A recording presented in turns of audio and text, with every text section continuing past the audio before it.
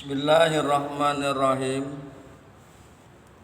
Assalamualaikum warahmatullahi wabarakatuh.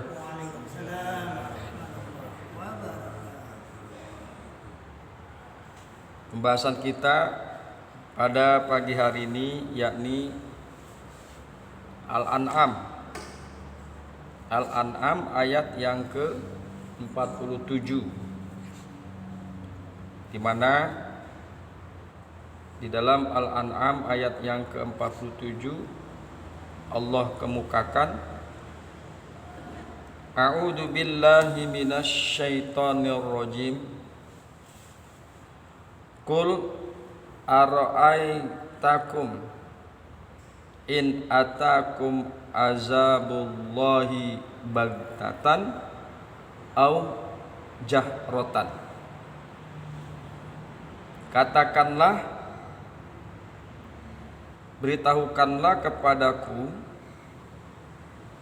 jika datang siksaan Allah kepada kamu dengan sekonyong-konyong atau terang-terangan.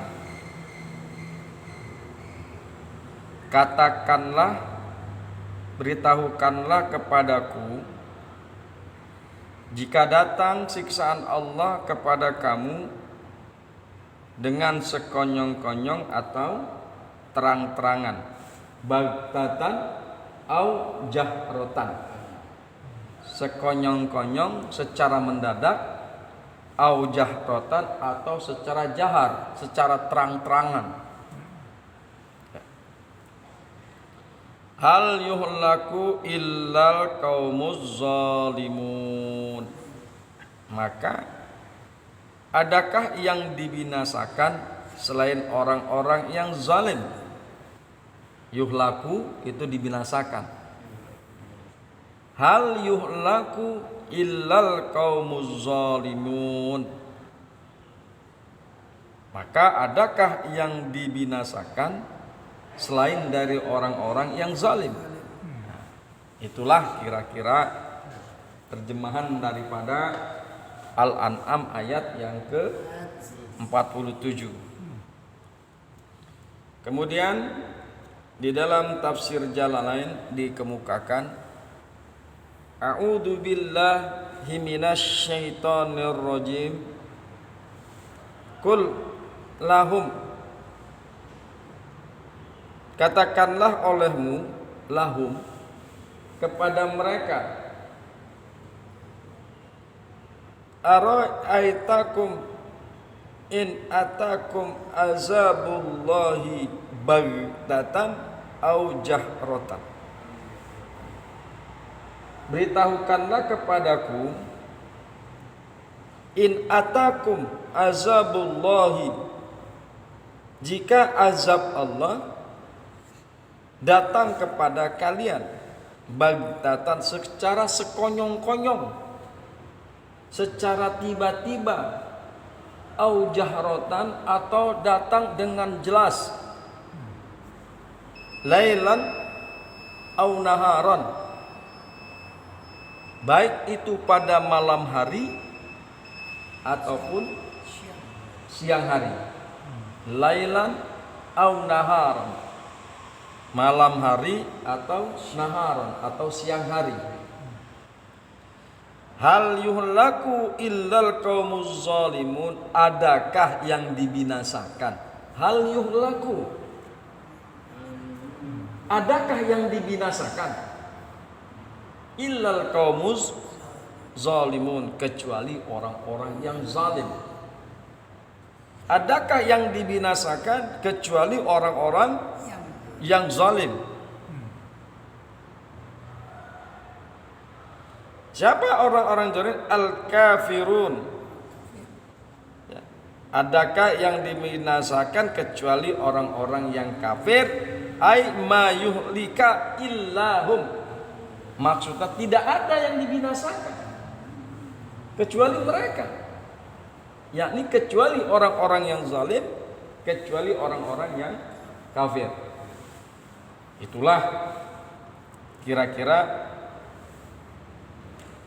tafsir Jalalain. Hadirin yang berbahagia, hamba-hamba Allah yang mudah-mudahan selalu dirahmati oleh Allah Subhanahu wa taala. Kemudian marilah sama-sama coba kita lihat penafsiran daripada ulama yang lain. Qul ara'aitakum in atakum azabullahi baghtatan aw jahratan. Katakanlah, beritahukanlah kepadaku jika datang siksaan Allah kepada kamu dengan sekonyong-konyong atau terang-terangan. Hal yuhlaku, adakah yang dibinasakan? Illal qaumuz zalimun, kecuali orang-orang yang zalim. Tidak ada yang dibinasakan kecuali orang-orang yang zalim, kecuali orang-orang yang kafir. Hadirin yang berbahagia, hamba-hamba Allah yang mudah-mudahan selalu dirahmati oleh Allah Subhanahu wa taala, bahwa ayat ini masih merupakan lanjutan ancaman ayat-ayat yang lalu, tetapi dalam bentuk yang berbeda. Sebelumnya ancaman siksa dikemukakan dengan penekanan kata baghtatan yang artinya sekonyong-konyong, dan dengan menggunakan kata ara'aitakum yang mengandung makna penangguhan, dengan tujuan agar mitra bicara memikirkan jawabannya secara matang. Apalagi ancaman itu bersifat umum sehingga dapat beraneka ragam. Ini bisa kita lihat pada ayat yang sebelumnya. Perhatikan ayat yang ke-44. Lihat pada ayat yang ke-44. Falamma nasu ma zukira bih fatahna alaihim abwaaba kulli syai' hatta idza farihu bima utu akhaznahum baghtatan fa idzahum mublisuna. Maka tatkala mereka melupakan apa yang diperingatkan kepada mereka dengannya, kami membukakan pintu-pintu segala sesuatu untuk mereka, pintu-pintu kenikmatan dunia. Sehingga apabila mereka bergembira dengan apa yang telah diberikan kepada mereka, kami siksa mereka dengan sekonyong-konyong baghtatan.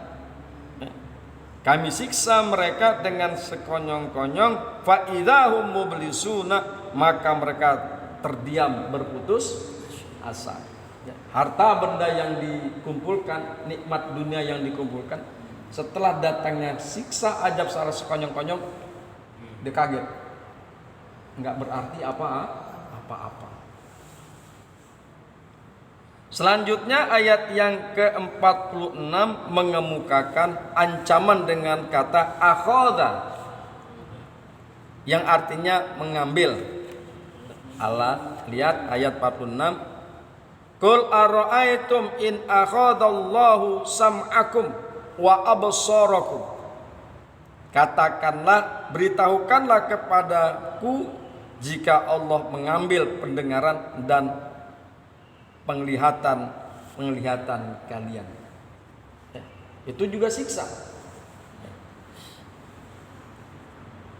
Ayat yang ke-46 mengemukakan ancaman dengan kata akhadha yang artinya mengambil, yang maksudnya adalah mencabut dengan keras dan cepat. Katakanlah, beritahukanlah kepadaku jika Allah mengambil dengan keras dan cepat pendengaran kalian dan penglihatan kalian. Sehingga jawaban mitra bicara dituntut agar disampaikan dengan segera pula sebelum datangnya siksa yang sekonyong-konyong itu. Apalagi yang ditanyakan adalah hal-hal yang sangat jelas, lagi menyentuh pribadi-pribadi masing-masing, secara langsung. Nah, ayat ini membicarakan kehadiran ancaman siksa secara umum dalam bentuk terang-terangan atau mendadak, baghtatan au jahratan, yang selama ini belum disinggung dan belum tercakup oleh ancaman ayat-ayat sebelumnya. Kehadirannya secara terang-terangan mengesankan adanya tanda-tanda yang mendahulunya. Dengan demikian tercakuplah sekian ragam peringatan melalui ayat-ayat yang lalu bersama dengan firman-Nya dalam ayat yang ke-47. Ayat ini menyatakan, katakanlah hai Nabi Muhammad kepada kaum musyrikin itu, beritahukanlah kepadaku apa yang dapat kamu lakukan dan kepada siapa kamu meminta perlindungan jika datang siksaan Allah kepada kamu dengan sekonyong-konyong atau terang-terangan. Tidak ada satupun yang bisa menolong. Jika azab Allah datang kepada kalian dengan tiba-tiba dan sekonyong-konyong, dengan nyata dan jelas, maka tidak akan ada yang mampu dapat menolong kalian. Nggak ada yang mampu yang dapat menolong.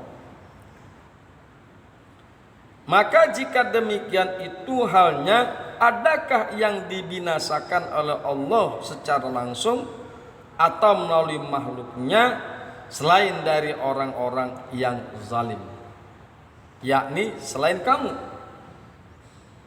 Tidak ada yang lain, karena selama ini kamulah yang telah melakukan aneka kezaliman yang puncaknya adalah mempersekutukan Allah Subhanahu wa ta'ala, dan ini berarti kamu segolongan dengan orang-orang zalim yang lain. Hadirin yang berbahagia, hamba-hamba Allah yang mudah-mudahan selalu dirahmati oleh Allah Subhanahu wa ta'ala, di dalam ayat ini, ayat Al-An'am ayat yang ke-47, tidak disebutnya pelaku pembinasaan oleh ayat ini untuk mengisyaratkan bahwa yang digarisbawahi di sini adalah kebinasaan, bukan siapa yang melakukannya. Karena boleh jadi yang melakukannya adalah makhluk atas pengaturan dan perintah Allah Subhanahu wa ta'ala, dan boleh jadi datangnya langsung dari Allah Subhanahu wa ta'ala. Di samping itu, tidak disebutnya Allah sebagai pelaku adalah untuk menghindarkan yang maha suci itu dari segala kesan negatif yang dapat timbul. Makanya tidak disebutkan siapakah di sini yang melakukan pembinasaan tersebut. Hadirin yang berbahagia, hamba-hamba Allah yang mudah-mudahan selalu dirahmati oleh Allah Subhanahu wa ta'ala, itulah yang bisa kita kaji pada pagi hari ini. Mudah-mudahan Allah lindungi kita dan memberikan petunjuk kepada kita sehingga kita tidak termasuk ke dalam golongan orang-orang yang zalim. Hadanallahu wa iyyakum ajmain. Summa assalamualaikum warahmatullahi wabarakatuh.